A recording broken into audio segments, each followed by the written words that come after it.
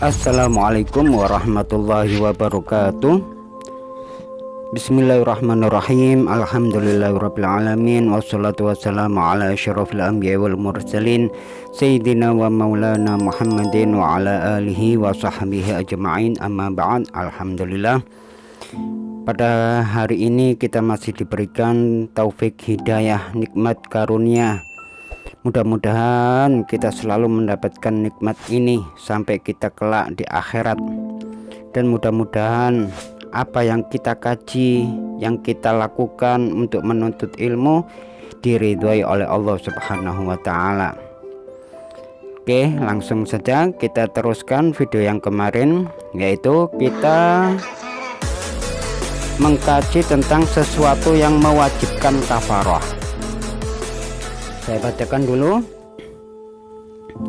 Faslun wa yajibu ma'al qada'i li shaumil kafaratul udma wa ta'ziru ala man afsada shaumahu fi ramadhana yawman kamilan bijima'in tamin asimin bihi lissaum, yang artinya bagi orang yang rusak puasanya karena jima pada siang hari yang sempurna di bulan puasa, maka dia wajib membayar kafarah yang paling besar serta mengqadha puasanya dan mendapatkan takziran yang dengan jima dia berdosa karena puasanya itu.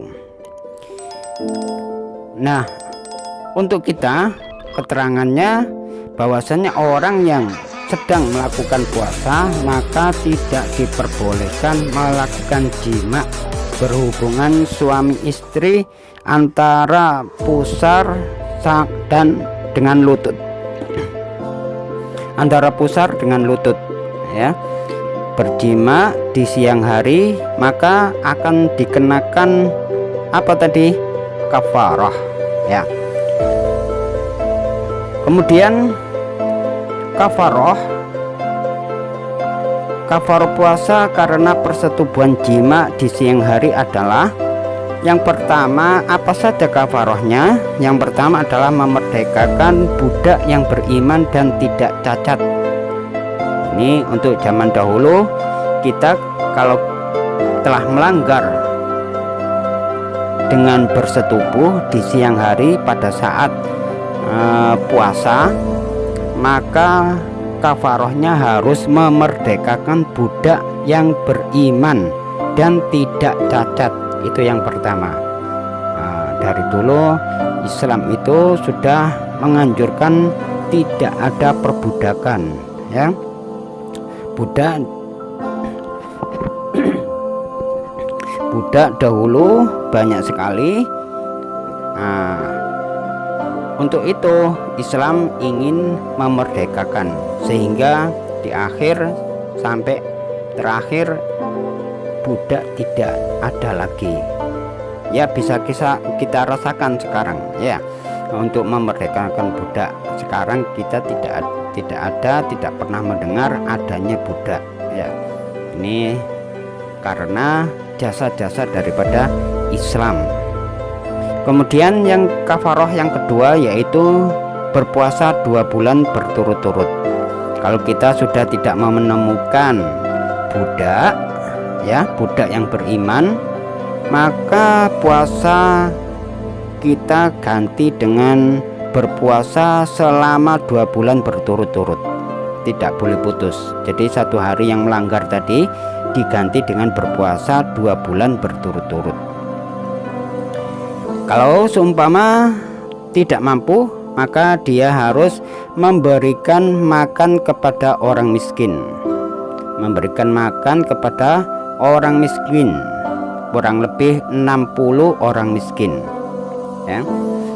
Jadi catatan bagi kita, kafarahnya puasa karena persetubuhan, karena jima, melakukan hubungan istri di siang hari dalam keadaan berpuasa, maka wajib untuk memerdekakan budak yang beriman dan tidak cacat. Yang kedua, harus berpuasa 2 bulan berturut-turut. Jika yang 1 dan 2 tidak mampu, maka dia harus memberikan makan kepada orang miskin. kurang lebih 60 orang miskin. Selama orang mampu melakukan yang pertama, maka ia tidak boleh beralih yang kedua. Begitu pula dengan seterusnya. Jadi harus urut ya, urutannya nomor 1, nomor 2, nomor 3 ya.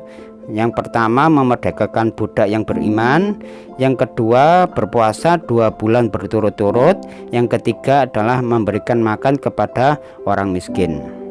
Jadi di sini ada catatan juga bagi kita, orang yang berjima tadi selain batal puasanya, selain dia memerdekakan budak atau yang lain, dia juga wajib mengqadai mengqadai puasa yang telah batal ya. Nah, itu saja, mudah-mudahan dapat kita ambil manfaatnya, bahwasanya berpuasa itu penting sekali bagi orang Islam, sebagaimana sabda Nabi sallallahu alaihi wasallam, wa qala sallallahu alaihi wasallam, as-shaimu idza afatara sallat alaihil malaikatu hatta yafrugha. Yang artinya Nabi sallallahu alaihi wasallam bersabda, apabila seseorang yang berpuasa itu berbuka, maka para malaikat memohonkan rahmat untuknya hingga dia selesai berbuka. Masya Allah ya. Didoakan oleh para malaikat ya, didoakan oleh para malaikat, dimohonkan agar rahmat ya, Allah menurunkan rahmat untuk orang yang berpuasa tadi hingga sampai selesai berbuka. Insya Allah ya, yang mendoakan adalah para malaikat. Para malaikat itu tidak pernah bermaksiat satu sama sekali ya. Insya Allah kalau didoakan oleh para malaikat, insya Allah diijabahi oleh Allah. Nah, itu salah satu keistimewaan daripada orang yang berpuasa.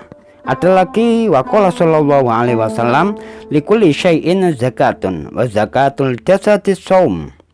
Yang artinya Nabi sallallahu alaihi wasallam bersabda, setiap sesuatu itu ada zakatnya. Adapun zakat sekujur tubuh adalah berpuasa. Nah, ini arti dari hadis yang tadi saya sebutkan. Jadi setiap sesuatu itu pasti ada zakatnya. Jadi untuk zakatnya tubuh kita ya, untuk sekujur tubuh kita adalah dengan melakukan puasa. Ini salah satu daripada keistimewaan berpuasa. Kemudian ada hadis lain, waqala sallallahu alaihi wasallam, naumu shaim ibadatun wa sumtuhu tasbihun wa amaluhu mudha'afun wa du'auhu mustajabun wa dhanbuhu maghfurun. Nabi sallallahu alaihi wasallam telah bersabda, tidur orang yang berpuasa adalah ibadah, diamnya adalah bertasbih, pahala amalnya itu dilipat gandakan oleh Allah, kemudian doanya dikabulkan dan dosanya diampuni. Nah, ini pengertian arti daripada hadis tersebut. Jadi orang yang melakukan puasa, masya Allah ya, semua keadaannya itu terhitung oleh Allah suatu ibadah. Bahkan tidurnya pun itu dianggap beribadah. Kalaupun dia tidak tidur, dalam keadaan diam saja ya, diam, itu sudah dianggap membaca tasbih. Apalagi sampai-sampai dia, orang yang berpuasa tadi, melakukan amal kebaikan, misalkan membaca Al-Quran, terus sholat, selain sholat 5 waktu ditambahi dengan sholat ibadah yang lain, sunnah-sunnah yang lain, misalkan sholat rawatib ataupun sholat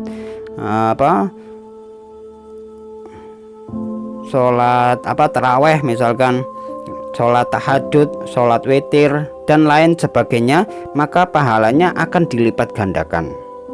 Dan juga yang paling penting bagi kita adalah doanya dikabulkan dan dosanya diampuni. Ini yang menjadi harapan kita ya, untuk dikabulkan semua doa-doa kita dan dosa kita terampuni oleh Allah.